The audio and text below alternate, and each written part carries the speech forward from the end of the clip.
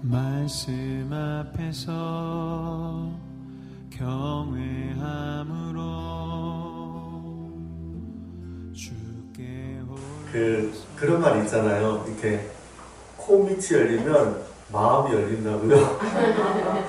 네, 예수님께서 보면은 예수님 그런 별명이 있잖아요. 세리와 죄인이 친구다. 그 예수님이 왜 이렇게 죄인들이랑 세리들이랑 창기들이랑 그런 사람들이 식사를 많이 하셨을까? 저는 좀 그게 의문이더라고요. 근데 요즘 들어 생각해 보면 그 당시에 그분들은 너무 배척된 사람들이어서 종교 지도자들, 성경 선생님이나 이런 분들과 함께 자리를 할 수가 없었어요. 근데 예수님은 그들과 함께 밥 먹을 때 아무 말 안 하고 먹진 않잖아요. 밥 먹으면서 이야기하고 교제하고 하는 그게 사람의 마음을 열어주나 봐요. 열어주죠. 그죠? 우리도 그동안 코로나 동안에 저희들 얼마나 만나지 못해서 힘들었습니까? 그죠? 근데 오랜만에 만나니까 함께 식사하면서 마음이 열리고 교제하고. 그래서 누가복음 15장에 보면은 잃어버린 비유가 3개가 있잖아요. 첫 번째는 잃은 양, 그죠? 우리가 잘 아는 한 마리의 양을 위해서 99마리를 남겨두고 찾으러 갔던 그 목자 이야기. 그 이야기의 끝도 뭐냐면 착보로 와서 양 새끼 양 한 마리보다 더 많은 돈을 들여서 잔치를 하는 거예요. 근데 두 번째는 뭐냐면은 동전 하나 잃어버린 사람. 온 방을 찾다가 동전 하나 찾았는데 금덩이 찾은 것처럼 동전 하나 찾고는 또 사람들을 불러서 잔치를 하는 거예요. 세 번째로는 잃은 아들을 찾았을 때 그때는 동네 사람들 다 초대해서 송아지를 잡아서 잔치를 하잖아요. 그래서 오늘 우리가 식사를 하고 이렇게 찬양을 하면서 교제했듯이 사실은 교회는 이렇게 기쁨이 있는 것이죠. 함께 기뻐하고 즐거워하고 잔치하듯이. 그래서 하나님께서 우리에게 주신 이 크리스천들에게 주신 이 함께 교제하고 예배하고 구원의 복을 누리는 것은 정말 기쁨이 있는 자리예요.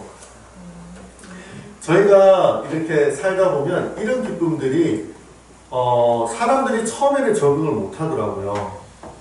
그리고 또 저희들도 어느새 교회를 오래 다니다 보면 예전에 같이 놀던 게 또 재미가 없어지기도 하고요. 네.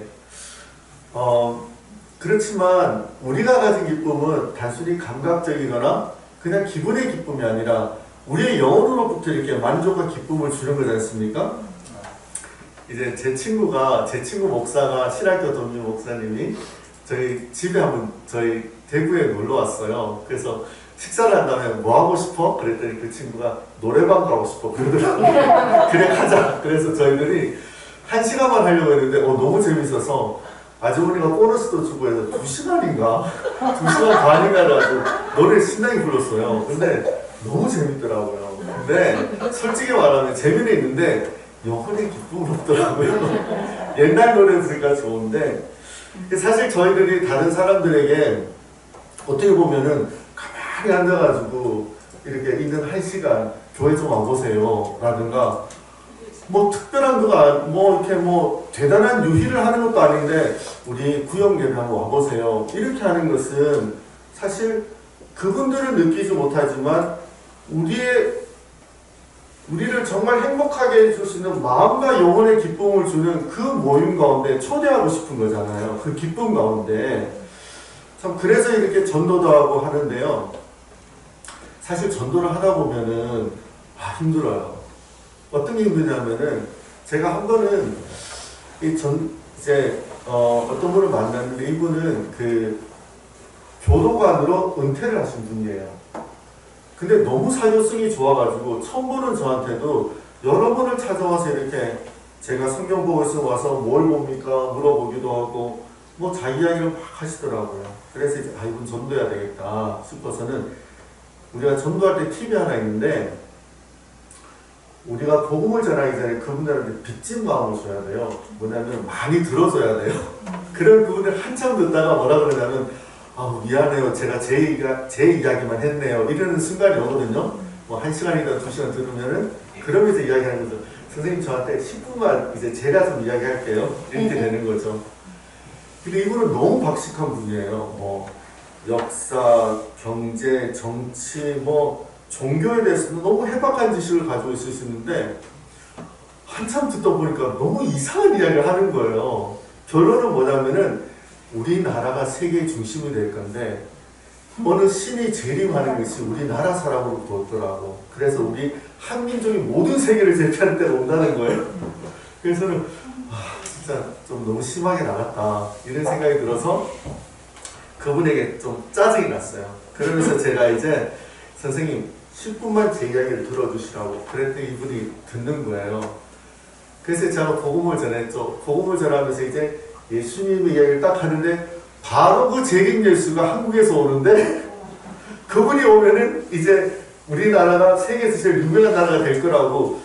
예전에 무슨 그 정도령 이런 거 있잖아요. 네, 뭐 그런 개념이에요. 그래서 이 사람 안 되겠다. 그래서 제 생각에 뭐라 그랬냐면 이 사람은 아마 구원을 못 받은 사람인가 보다. 저 그런 생각 딱 들더라고요. 그런 생각 딱 하고 나니까 그분이 그 다음에 저한테 오는데요. 제가 흥미가 없는 거예요.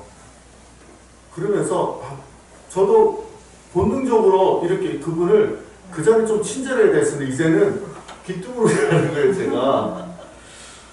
그러면서 제가 내가 뭔가 좀 잘못 생각하는 게 있구나 그런 생각을 했어요.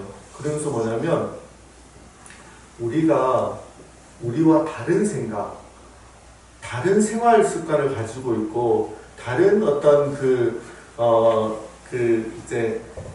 가치관을 가지고 살아가는 사람들을 대한다는 게 진짜 힘들구나 그런 생각을 했었습니다. 근데 저만 그런가요? 아마 교회를 오래 다니신 분들일수록 옛날 친구를 만나도 재미없고 괜히 그 친구들 하는 이야기 들으면 늘 하는 이야기가 무슨 이야기 어떨 때는 정말 내가 따라할 수 없는 그런 노는 이야기 그런 걸 하면서 재밌다고 하는데 옆에 앉아있기도 싫고 앉아있는 시간 아깝고 그럴 때가 있어요, 저희들이. 그죠? 네. 그렇다면 어떡할까요, 저희들이? 그런 분들을 안 만나야 될까요? 네. 제가 사는 대구에는 인구 통계로 보면은 기독 인구가 그 표시한 사람이 10% 정도예요. 그리고 19은 하나님을 모르는 사람이죠. 근데 광주는 좀 다르더라고요. 한 20% 정도 되더라고요. 네. 그렇죠. 일단은 그렇지 않은 사람이 훨씬 많은 거잖아요. 아까 우리가 그 말씀에서 볼 때 하나님은 온 세상의 사람들과 그 세상에 대한 아끼는 마음이 있는데 당장 내 남편, 그죠? 내 아이들, 아니 내 이웃, 내 친척 이분들에 대해서 복음을 전하려고 하는데 나랑 생각이 안 맞아요. 그럼 어떻게 해야 될까요?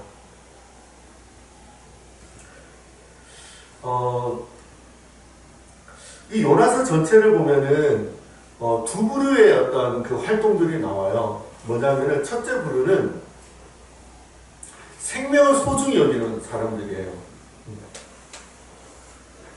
일단은 첫 번째 요나를 만났던 선원들 있잖아요. 그분들은 생명을 소중히 여기는 사람이었어요. 풍랑이 일었어요. 그 풍랑이 일어서 배가 침몰하려고 하는데 자기들에게 있던 짐을 다 버려요. 이 당시에는 이 선원들이 요즘 택배처럼 이게 배를 운행하면서 물건을 받아서 어디까지 갖다 주는 책임이 있어요. 근데 그 짐을 유실하게 되면 이 선주가 다 물어야 되는 거예요.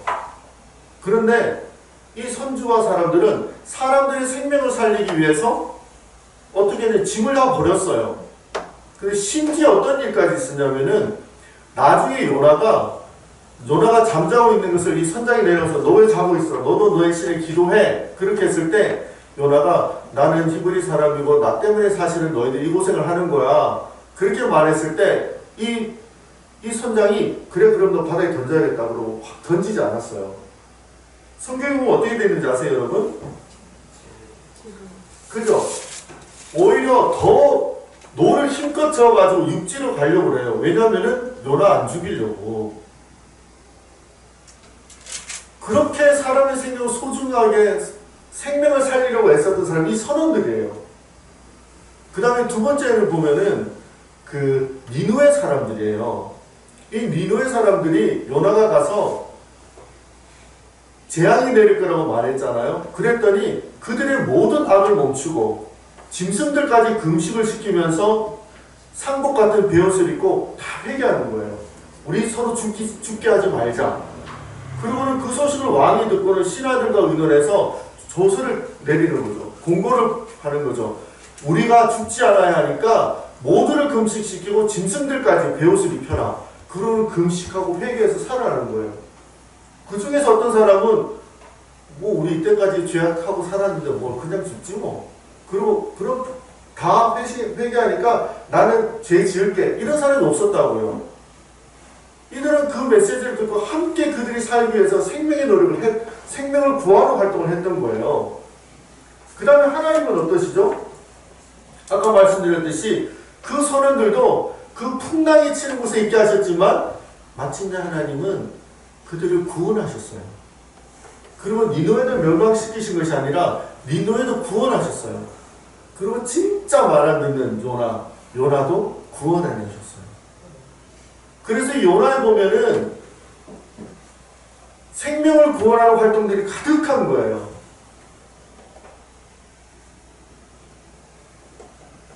그런데 이 요나서에 딱 한 명, 그 사람은 생명을 구원하는 거에 반대적인 행동을 해요. 요나서 4장 1절을 보면요, 그 뒤에 뭐라고 나와 있냐면 요나가 매우 싫어하고 성령이 이렇게 나와 있어요. 이게 무슨 말이냐면 아까 우리가 읽었지만 그 니느웨 사람들이 회개하니까 그래서 하나님께서 그러면은 회개했으니까 용서하고 구원을 베푼다라고 했더니 요나가 매우 성내고 화를 냈다는 거예요. 매우 싫어하고 화를 냈대요. 그 다음에 이 요나가요, 요나서 1장 5절 한번 볼까요?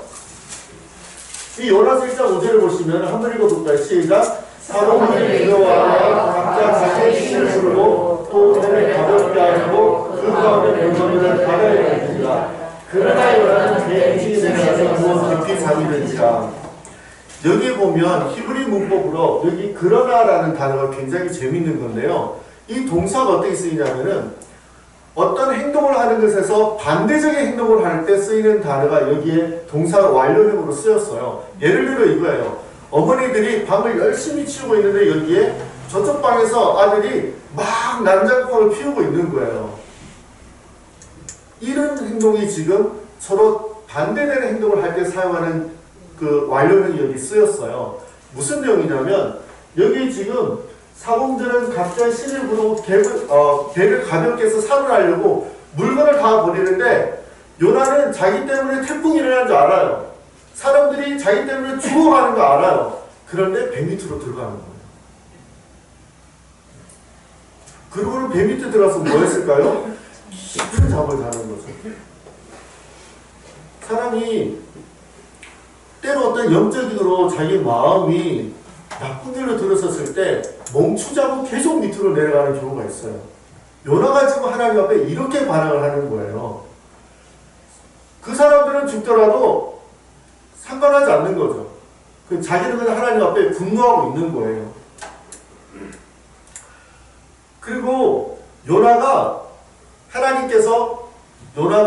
어떻게 회개를 했어요? 그래서는 이제 6주에 나왔잖아요. 그리고 니느웨 성에 갔어요. 그게 보면 니느웨 성은 3일 길이라 그랬어요.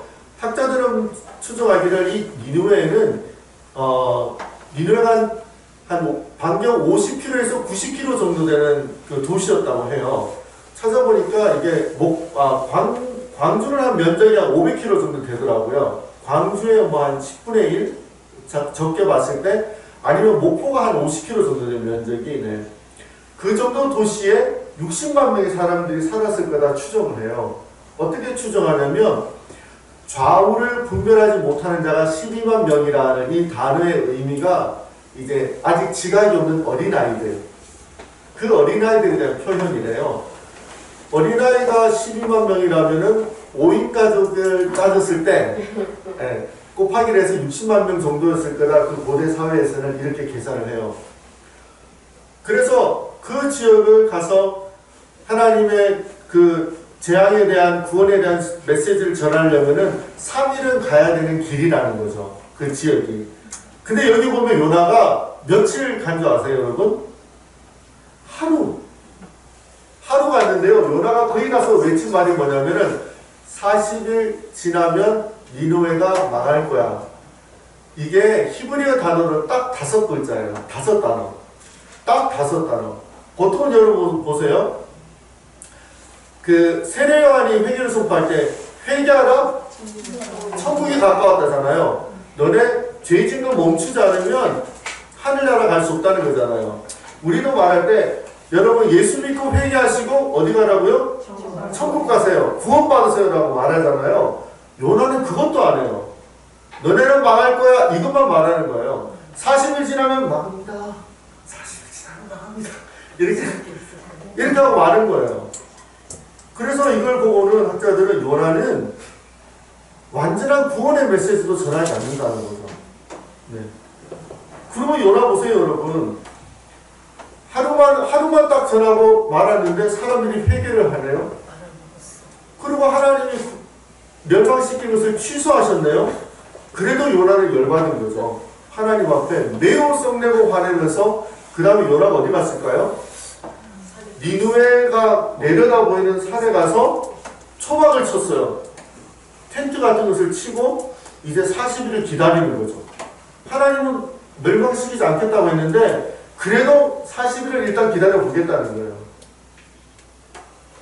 이제 제가 그 토요일에 그 다른 목회자랑 이렇게 요나서에 대한 이야기, 이번에 사경에도 요나서 이렇게 하려고 준비하고 있다 그러면서 이야기를 했더니 그분이 본인이 요나서를 가지고 설교를 했는데 그 설교를 듣던 청소년이 자기한테 질문을 하나 했대요. 목사님, 근데 하나님은 왜 요나를 그렇게 쓰시려고 해서 그 시대에 다른 선지자는 없었어요? 이렇게 물어보는 거예요. 그 학생 마음도 너무 답답한 거죠.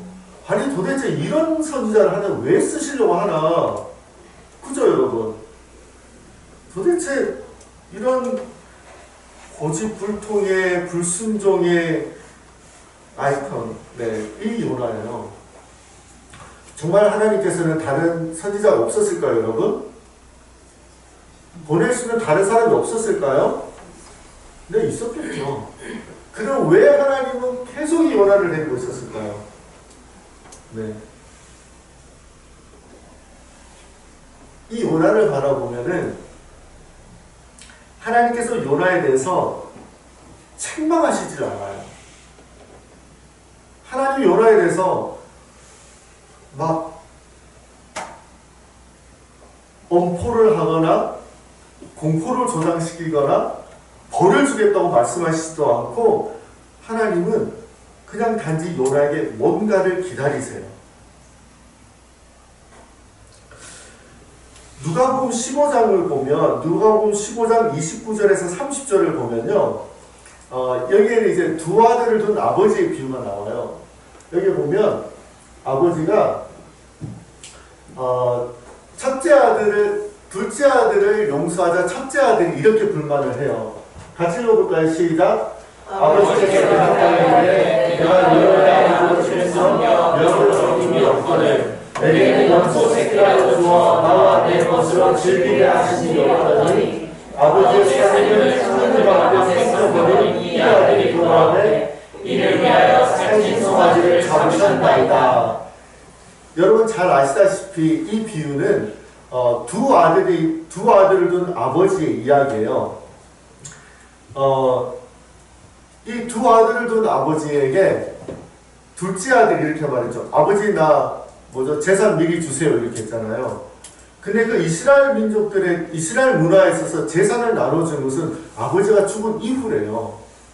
그래서 그 문화에서는 이렇게 말할 수가 없대요.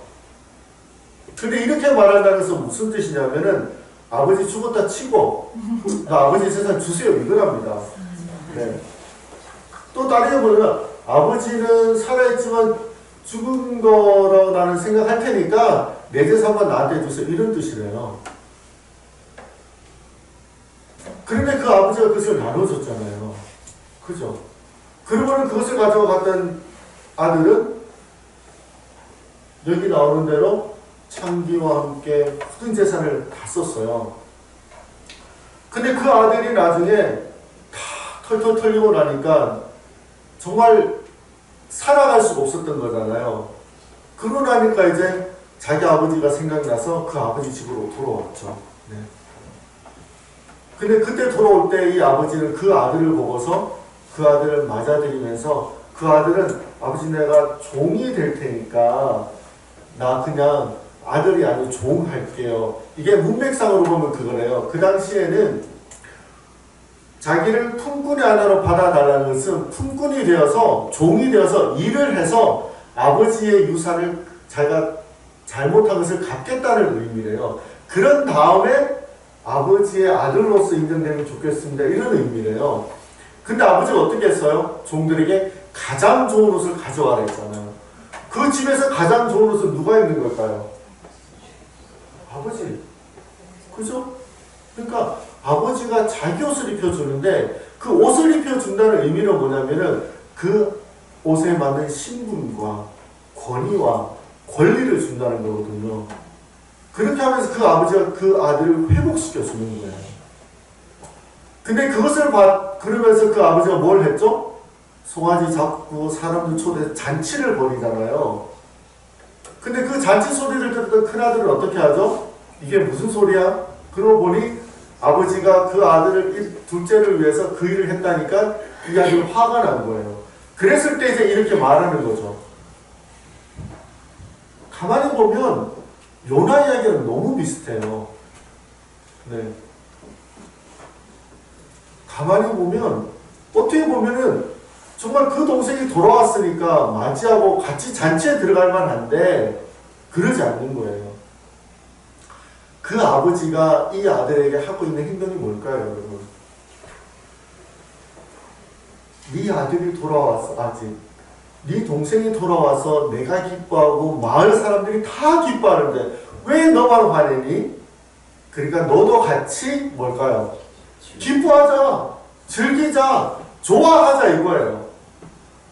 그래서 이 아버지가 화내지 않아요. 여러분 만약에 우리 여기 있는 청년들 집에 갔는데 막 좋은 일 이렇게 친척들 와서 막 맛있게 먹고 있어요. 근데 딱 왔는데 어서와 이렇게 하지 않고 너 오늘 이거 잘못 저거는 이렇게 막 이야기하면 그 밥상에 앉았을 때 기분이 좋을까요? 안 좋죠. 이 아버지는 참는 거예요. 그러면서 그 잔치가 그냥 기쁘게 되길 원하는 거죠. 왜냐하면 잃어버린 자, 죽었던 자를 찾는 천국의 기쁨이니까. 그 기쁨은 누구의 기쁨이냐면 아버지의 기쁨이요 하늘의 기쁨이기 때문에. 그런데 하나님은 이렇게 참으시는데 요나는 그걸 보지를 못하는 거예요. 요나는 오히려 그 일을 보면서 막 분노하는 거죠. 이 요나의 모습을 보면요, 탕자의, 그러니까 첫 번째 작은 아들의 모든 것을 탕제했던 그 탕자의 얼굴과 그 아버지에게 화를 내는 첫째 아들의 모습이 두 개 다 있는 사람이 바로 요나예요, 여러분. 그런데 여러분, 이 이야기가 누구를 향한 이야기인지 아세요, 여러분? 누가복음 15장 1절과 2절에는 예수님이 이 이야기를 누구를 위해서 했는지 나와 있어요. 한번 같이 볼까요?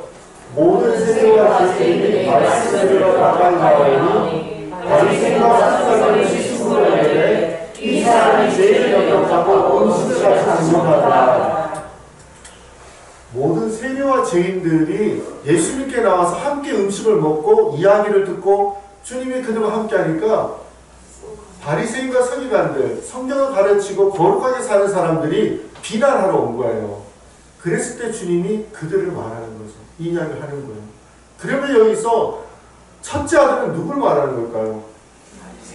바리새인과 서기관들이에요. 근데 여러분, 요나가 바로 그런 사람이에요. 여기서 제가 제 이야기를 좀 하고 싶습니다.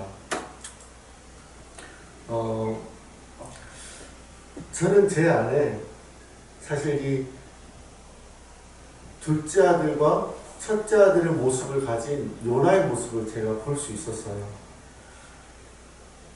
저는 어려서부터 모태신앙이었습니다. 제가 어렸을 때 잘 깨닫지 못했지만 점점 자라나고 또 목사가 된 이후에 더 성경을 보면서 하나님이 죄인이었던 저를 구원해 주신 게 너무 감사하죠. 그리고 그 은혜를 받아서 누리는 것도 너무 감사하고, 그래서 저는 목회자가 되었고 목사로 일을 하면서 살아가고 있어요. 그리고 지금도 제가 죄인임에도 불구하고 하나님의 자녀가 되게 해주시고 그 아들의 특권을 누리면서 살게 해주신 것이 너무 기뻐요.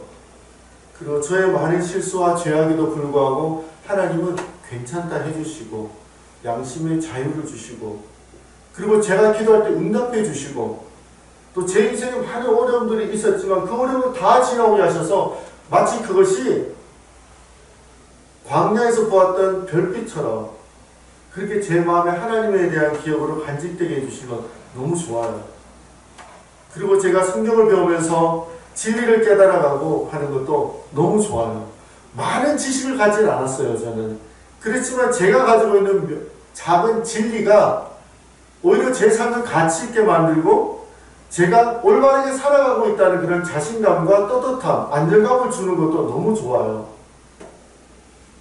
어느덧 하나님을 믿고 살아온 지가 이제 좀 50년 정도가 지나니까 저는 이제 다른 사람과 이렇게 한번 비교해 볼 수 있잖아요. 저 같은 경우는 한 10여 년 외국에 살다가 한국에 들어왔으니까, 그리고 대구라는 고향에 돌아갔는데 친구들 한 30년 만에 만나는 거예요. 그러면서 이렇게 서로의 삶을 이렇게 보게 되는 거죠. 그랬을 때 제가 내 개인적으로 아내와의 관계에서, 우리 아이들과의 관계에서, 아니면 저와 동료와 지인들, 그리고 교우와의 관계에서도 생각해 볼 때 그래도 부족하지만 나름 가치 있게 살아왔구나, 그리고 잘 살아왔다, 이런 생각들을 하고 있습니다. 정말 하나님을 고백하라면 하나님께서는 은혜로우시고 자비로우시며 노하기를 더디하시고 인애가 크셔서 뜻을 돌이켜 재앙을 내리지 않으시는 그런 하나님이시라는 것을 제가 그분의 steadfast love, 확고하신 그 사랑, 그걸 제가 고백할 수 있어요. 그래서 저는 하나님이 저야 하나님이시고 뿐만 아니라 제가 목회했던 교회 교인들의 하나님이신 것을 알았고, 그렇게 가르쳤고 그분들의 그 하나님을 넘치도록 기도하고 목회를 했어요. 그런데 거기까지였더라고요. 하나님의 그 은혜롭고 자비롭고 노하기를 더디하고 인애가 크시사 그 뜻을 돌이켜 회개하는 자에게 재앙을 내리게 하시는 그 확고한 사랑을 베푸시는 그 하나님의 범위를 저는 저와 제 가족, 제 교인들에게만 두었더라고요.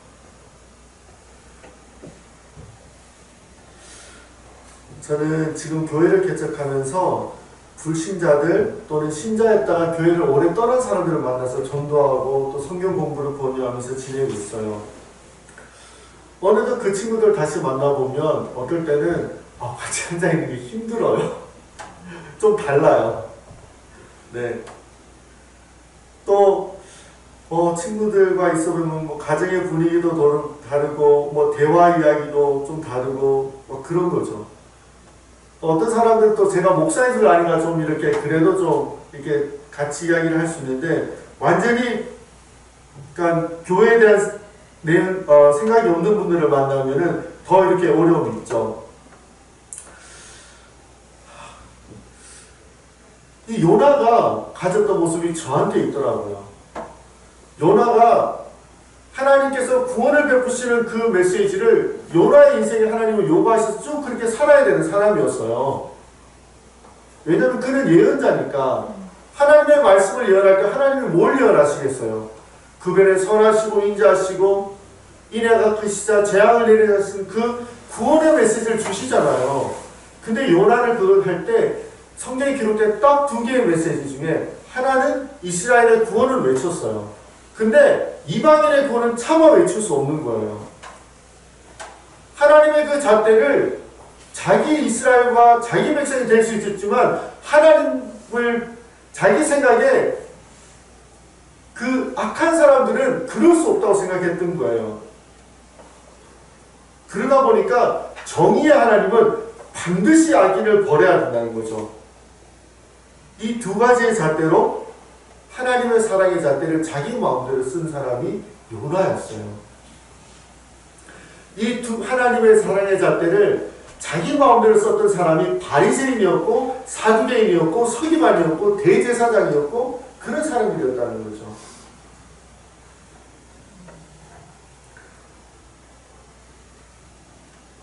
근데 오히려 보면은 이 요나서에서 나오는 이 선원들, 니느웨 사람들, 그리고 예수님을 만났던 죄인들, 이들 함께 올려 살 수 있는 사람들이었어요.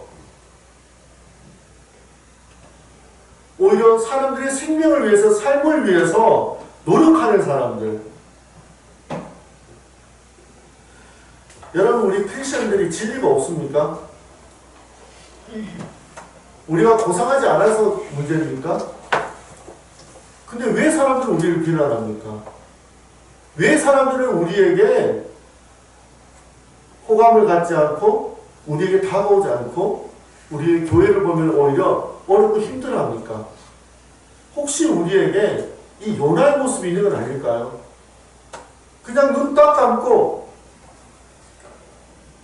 같이 좀 올려주고 같이 좀 마음을 열고 조금 불편해도 그 자리에 있어주고 아니면 누구를 초대하든지 우리의 도덕의 기준을 조금 낮추고 그렇다고 뭐 같이 막 뭘 하는 건 아니잖아요. 하지도 않을 거고 그냥 조금 오픈하고 그렇게 해서 사람들이 들어올 수 있도록 하고 그렇게 해서 궁극적으로 인생에게 도움이 되는 모든 사람이 하나님의 말씀 가운데 있다, 우리에게 있다 해서 보여줄 수 있다면 아마 사람들의 마음은 달라지겠죠.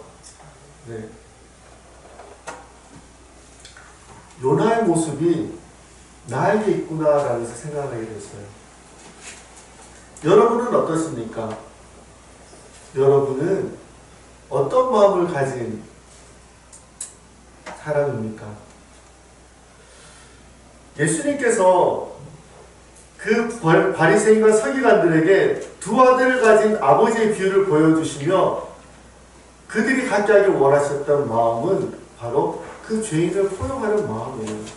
너네는 율법을 알잖아. 너네는 하나님 말씀 알잖아. 근데 그것으로 죄인들을 몰려하면 그들은 어디 가서 구원받니? 어디 가서 하나님을 배우니? 그렇게 되는 거죠. 그리고 예수님은 요나에게 왜 요나를 그래? 싫어? 옳대. 너 말고도 많아. 그리고 탁 버리지 않으시고 끝까지 요나를 폭풍으로 물고기로 회개하는 걸 보여주시며 이끌어 가실까요? 요나는 하나님의 말씀을 전할 일을 하는 사람이었어요. 그죠? 근데 뭐가 없었을까요? 뭐가 없었을까요, 여러분? 하나님의 마음은 없는 사람이었어요. 요나는 예언을 하나 했지만 하나님의 마음이 없었기 때문에 이제는 뭘 가져 있어야 될까요? 하나님의 마음을 가져야 되는 거죠. 그래서 주님은 우리에게 이 요나를 통해서 사람과 세상을 아끼시는 그분의 마음을 갖기 원하시는 거예요. 하나님께서 이 요나를 위해서 기가 막힌 장치를 하셨습니다. 이 요나서를 보면 하나님이 미리 예정하셨다는 것이 4번이나 나와요. 첫 번째는 뭐냐면 요나가 물속에 빠지는 것을 아시고 미리 큰 물고기를 예비하사 이렇게 나와요. 두 번째는 뭐냐면 요나가 불같이 화를 낼 줄 아시고 미리 밥넝쿨을 예비하사 이렇게 나와요. 그 다음에 미리 벌레를 예비하사, 그 다음에 미리 동풍을 예비하사 이렇게 나와요. 여러분 이게 무슨 말일까요? 하나님께서는 이 요나에게 부족한 하나님의 마음을 채워주시기 위해서 그 과정 속의 요나를 이끌어 가시고 마침내 그에게 부족한 그 마음 심어주시겠다는 거예요. 우리 같이 요나서 4장 9절에서 10절 한번 읽어볼까요?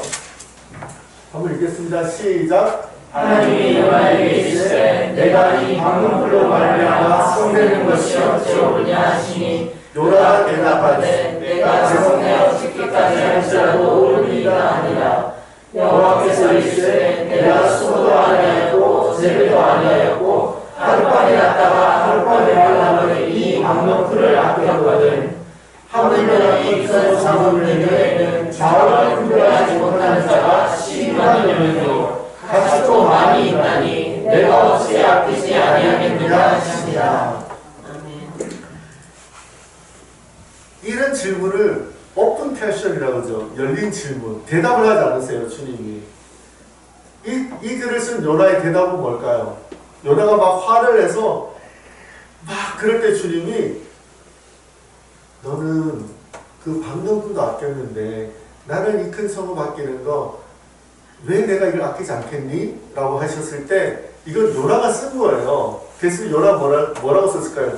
No! 이렇게 썼을까요? 그 퀘션에 그 질문에 뭐라고 했을 것 같아요?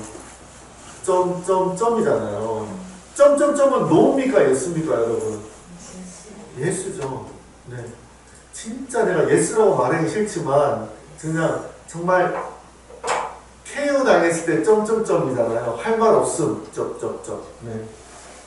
바로 요나가 주님의 이런 장치 가운데서 이제 자기가 하나님께서 세상과 또 사람들을 아끼시고 구원하길 원하시는구나. 내가 그 마음이 없는 예언자였구나. 그러면서 내가 하나님의 구원의 소식을 전하겠다고 예언자가 되었구나. 그것을 깨닫게 되겠죠. 제가 전도를 하면서 제일 제 자신을 돌아볼 때 부족한 게 바로 그 마음이더라고요.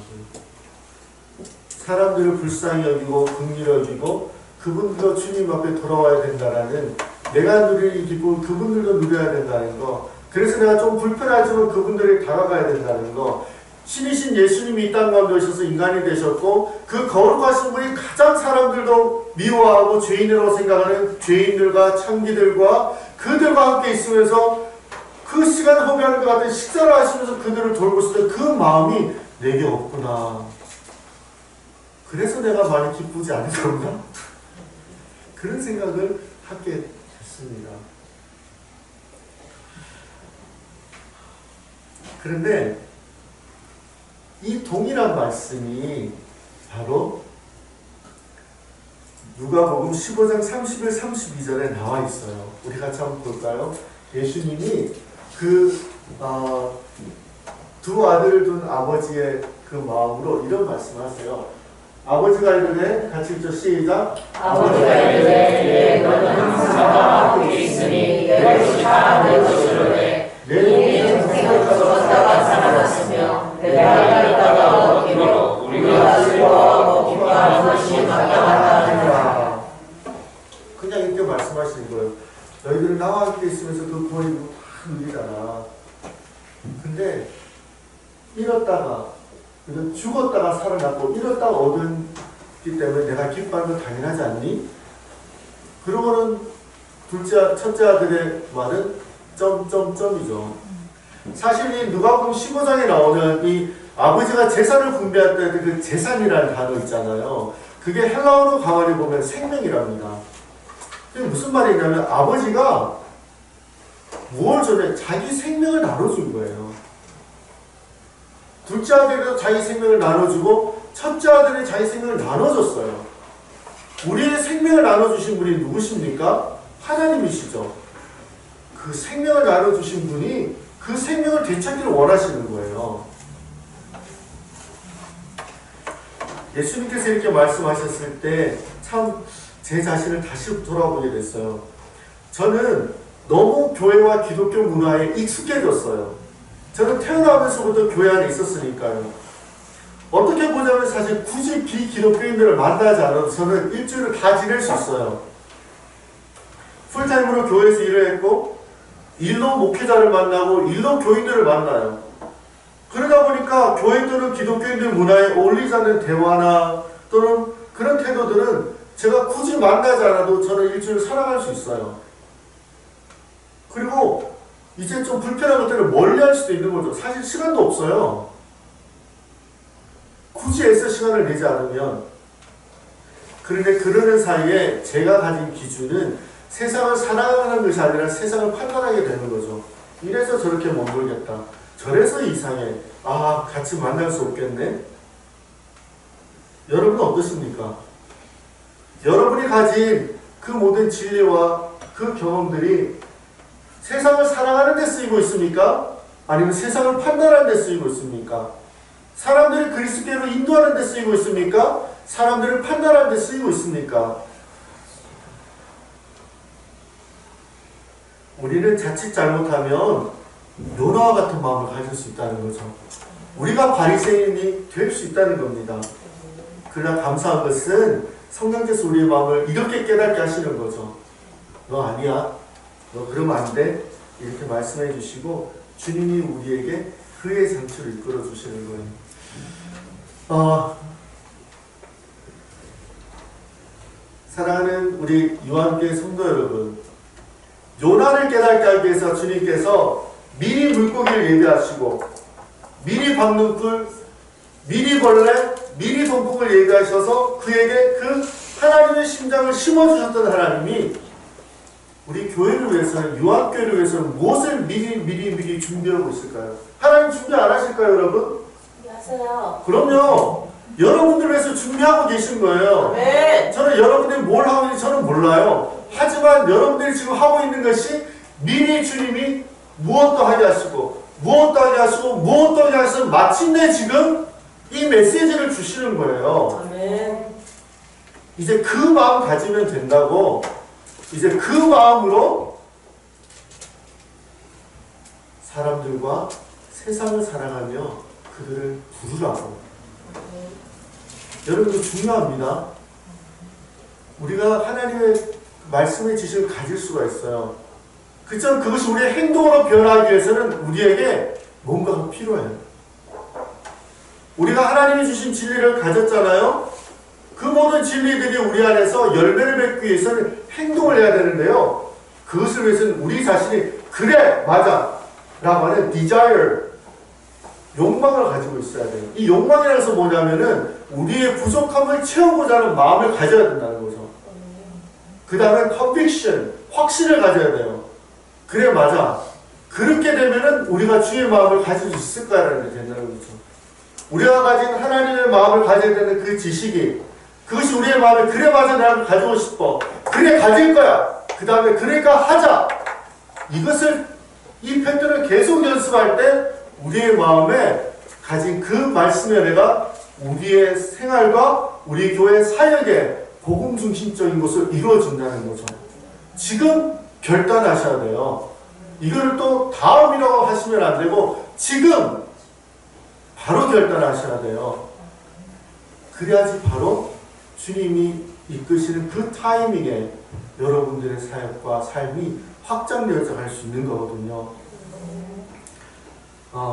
저는 사실 이번에 목사님께서 사경의 말씀을 하셨을 때 목사님 저 요즘 전도에 대한 메시지를 전하고 싶어요 이렇게 말씀을 드렸어요.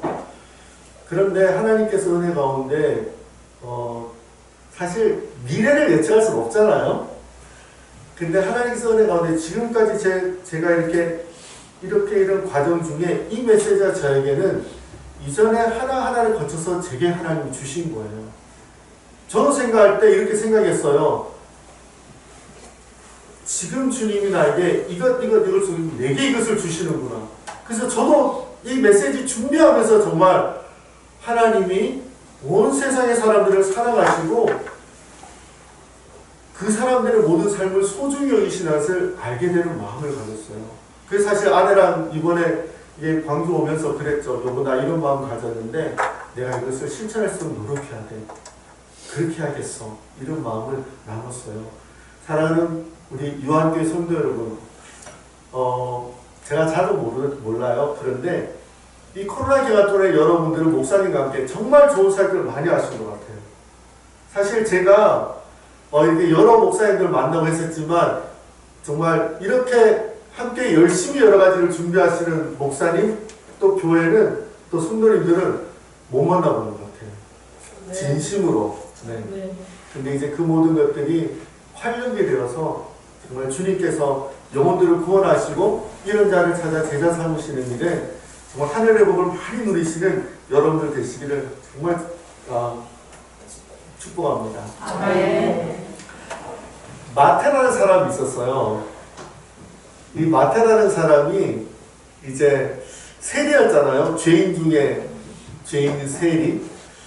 예수님께서 마태복음 9장에 보면은 이 바리새인과 이 사람들을 보고 있는 가운데 마태에게 가셔서 세관에 앉아있는 마태를 부르셔서 제자가 됐어요.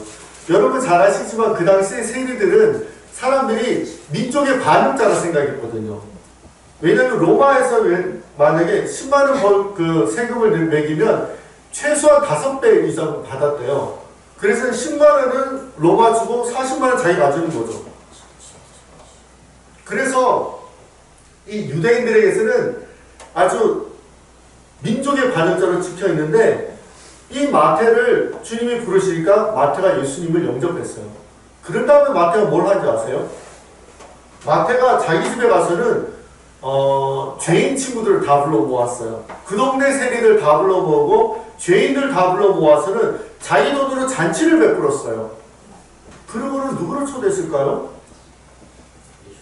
예수님을 초대했어요. 자기가 만난 예수님을 자기랑 똑같은 죄인들이 다 예수님 만날 수 있도록 자기 돈을 들여서 잔치를 베풀어서 이 죄인들도 예수님을 만나서 자기 같은 죄인, 자기 같은 제자가 될 수 있는 기회를 열어줬죠. 매튜 스테이블, 매튜가 자기 식당을 마련한 거예요. 제가 막 인터넷 찾아봤어요. 너무 재밌어서 매튜 스테이블 그랬더니 미국 미시시피에 보면 매튜 스테이블 철치가 있더라고요.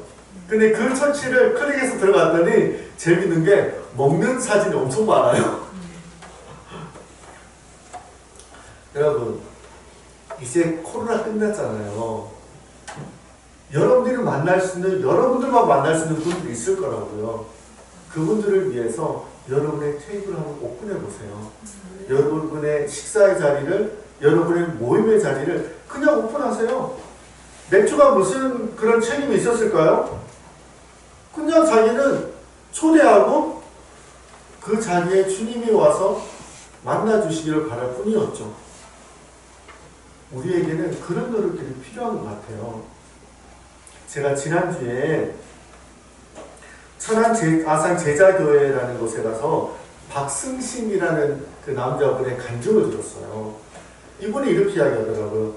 이분은 지금은 쌍용스토어라는 그 천안 지역에 19개의 그 매장을 가지신 분이에요. 근데 이분이 처음 천안에 내려왔을 때는 물론 넌 크리스찬이었고요. 서울에서 사업이 망해서 천안까지 내려왔대요. 그래서 일을 할 곳이 없어서 그냥 그 마트 직원으로 들어와서 밤낮없이 일을 했다는 거죠. 그렇게 하다가 이제 지하 1층에 조그마한 그 슈퍼마켓을 이제 가지게 되었대요. 근데 그렇게 밤낮없이 일하다 보니까 이 부인이 밖으로 다닌 거예요. 술 마시러 다니고 술 마시다 새벽에 들어오고 그랬대요. 얼마나 걱정이 됐겠어요. 뭐 부인이 그렇게 다니니까 남편은 또 밖에 일해야 되지. 가정이 어떻게 되겠습니까, 여러분? 그러던 중에 이 부인이 어떻게 해가지고는 교인들의 모임에 참여하게 됐대요. 뭐 구역 모임 같은데. 그런데 보니까 이 부인이 생활이 바뀌는 거예요. 밤에 나가지도 않고 술도 끊고. 그래서 이제 이 남편이 좋긴 하지만 그랬대요. 너무 교회 빠지지 마라. 그러는 거 아니다. 그런데 이 부인이 점점 바뀌는 거예요. 그러면서 이 부인이 이 남편을 여보 나랑 같이 저기 교인들 모이는데 같이 가자고 같이 갔대요. 그래서 이렇게 가서 자기도 있어 보니까 은혜를 받은 거예요. 기독교인들이 살아가고 하는 그런 거예요. 그래서 이분도 크리스천으로 고백하고 점점 자라나서 이제 자기가 가지고 있는 그 직업에도 자기가 하나님 믿으면서 배운 지혜를 적용했다고 그러고요. 그 교회 목사님 뭐라고 해요? 이분은 성경 말씀 배우다가 얻게 되는 진리를 자기 사업에 적용해서 성공한 사람이라고. 그래서 그분이 천안 아산 지역에 19개 스토어를 가지는 그런 사장이 된 거예요. 근데 이분이 그 사장이 되면서 했던 생각이 뭐냐면은, 내가 예수님을 믿고 구원받고 보니까 너무 좋은데 자기 직원들도 전도해야 되겠다고 생각한 거예요. 그래서는 자기 집에서 교인 모임을 할 때 자기 그 직원들을 초대해가지고, 왜냐면 자기가 만날 수 있는 사람은 직원들이잖아요. 그를 초대해서 밥 해주고 막 그렇게 했대요. 근데 한 가지 문제가 뭐냐면은, 그렇게 하려면 매장의 직원을 빼와야 되잖아요. 그러면 일할 사람이 줄어들잖아요. 근데 어쩔 수 없이 그걸 감수하면서 그 일을 계속 한 거예요. 그랬더니 그분을 통해서 직원들이 예수님을 믿게 되고 어떤 사람을 리더가 되고 교회에. 근데 이분이 또 하나 생각이 뭐냐 이랬대요.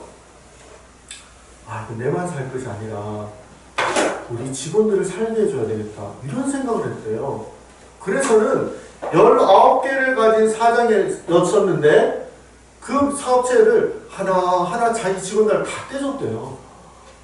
네가 사장해, 네가 사장해. 그러면서 자기가 하나만 가지고 있대요.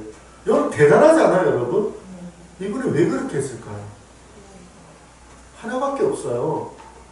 예수 그리스도를 이 사람들이 믿게 하기 위한 거죠. 그리고 자기가 누리는 그 경제적인 복도 하나님 주신 거니까 너네도 그렇게 해봐라는 거죠. 그 사람한테, 그 사장님한테, 그 박승신이라는 분한테 배운 직원들이 똑같이 안 할까요, 여러분? 하겠죠? 저는 이분의 간증이 굉장히 파워풀하더라고요.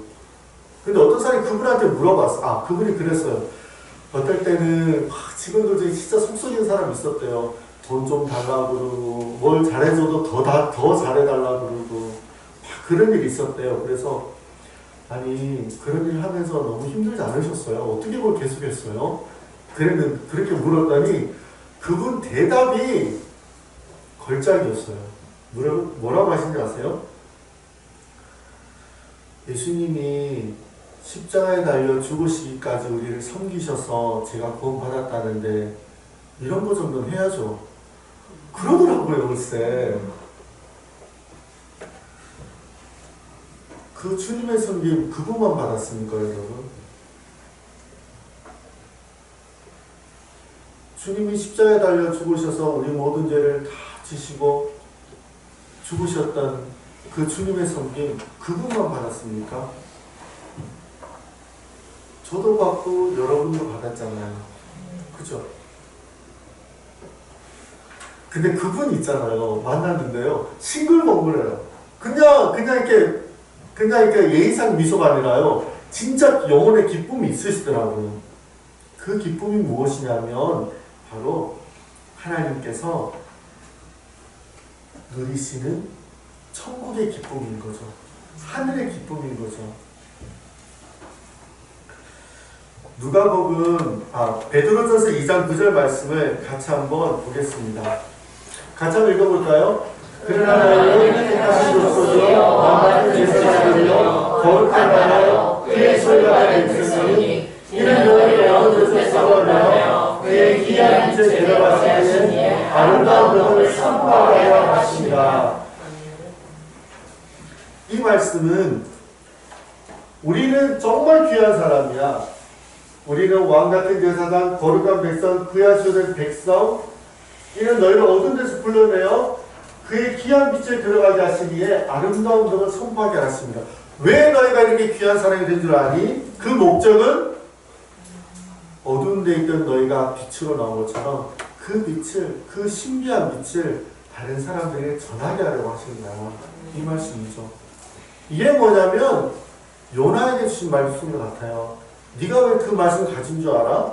그 말씀 세상에 전하라고 준 거야. 네가 왜 그 메시지를 가진 줄 알아? 니느웨 사람들에게 전하라고 준 거야. 주님이 이렇게 말씀하시는 거죠.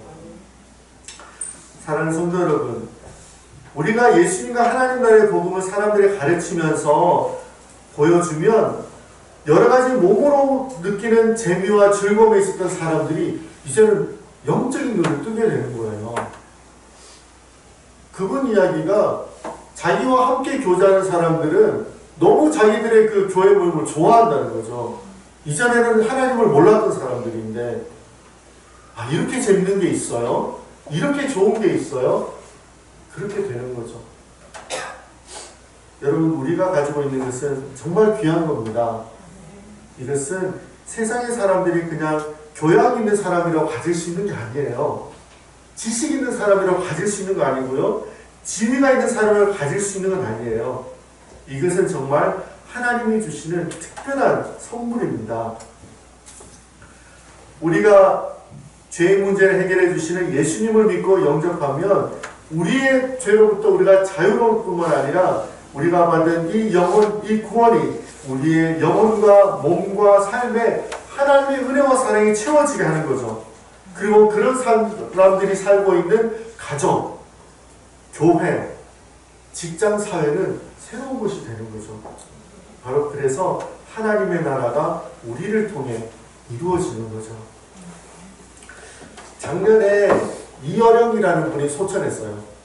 여러분 잘 아시죠? 이분 굉장한 반기독교인이었다가 나중에 회심해서 크리스천이 되셨잖아요. 여러분 그 삼성의 창업자인 이병철 씨, 이분이 암에 걸려서 돌아가시기 전에 자기가 궁금한 몇십 가지의 질문을 썼어요.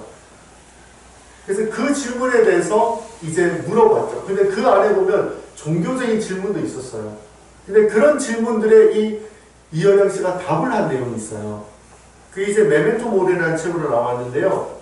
그분이 거기에서 종교가 정말 필요합니까? 이런 걸 물었어요. 이병철 씨의 질문에. 그런데 이어령 선생님이 이렇게 말씀하셨어요. 온 지구와 전 인류가 코로나 팬데믹으로 대재앙을 겪고 있습니다.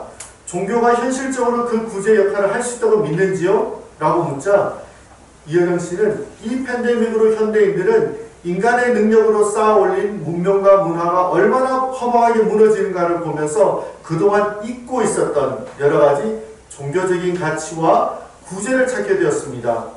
그동안 사람들은 죽는 존재이면서도 자기가 죽는다는 사실을 잊고 살아왔지만 이제 날마다 문자를 알려줬던 코로나 확진자와 사망자 수를 보면서 죽음을 넘어 생명의 소중함을 알게 되었습니다. 그런데 기독교는 생명을 살리는 메시지를 갖고 있기 때문에 이제 다시 기독교의 새로운 시대가 열리는 계기가 될 것입니다.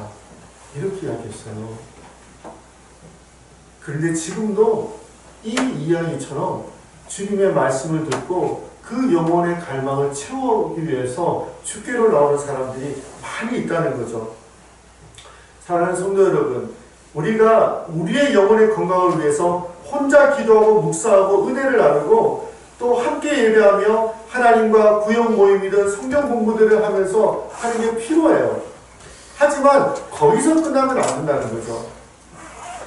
이 방해물이 많고 외롭고 힘에 겹고 지치고 무료하고 고난이 많은 인생을 혼자 힘으로 살아가고 있는 근본적으로 연약한 사람들에게 사랑과 전능한 능력으로 그들의 삶을 구원하시고 영혼을 구원하시고 영원한 생명을 주기를 원하시는 하나님을 전하는 일을 우리가 함께 해야 된다는 거죠. 그럴 때 마태 식당에서 주님이 세리와 창기와 죄인들과 함께 먹고 마시며 기뻐했던 그 기쁨이, 그 하늘의 기쁨이 우리의 마음에, 우리의 교회에 가득할 수 있다는 거죠. 교회는 근본적으로 이 하늘의 기쁨이 충만한 곳이에요. 이제 우리는 주님 앞에 새로운 결단을 해야 될 시기가 되었어요. 우리 같이 누가복음 15장 7절 한번 읽겠습니다. 내가 너희는 이와 같이 죄인한 사람이 회개하면 하늘에서 회개할 것 없는 의인 99으로 말미암아 기뻐하는 것도 더하리라. 우리는 이 주님이 가진 기쁨이 우리에게 있을 수 있다는 것을 생각하고 이제는 잃어버린 영혼을 찾아가는 길에 우리의 노력을 다해야겠습니다. 그러면 어떻게 우리는 잃어버린 영혼을 찾을 수 있을까? 누가복음 15장 31절 32절을 다시 한번 보겠습니다. 여기에 보면 마지막 절에 이렇게 되어 있어요. 내 동생은 죽었다가 살아났으며 잃었다가 얻기로 내가 즐거워하고 기뻐한 것이 마땅하다. 여러분 생각해 보세요. 잃어버렸던 것을 다시 잃어버렸다는 것을 생각하면 얼마나 그게 아깝습니까? 죽었다고 생각하면 얼마나 그것이 애탑니까?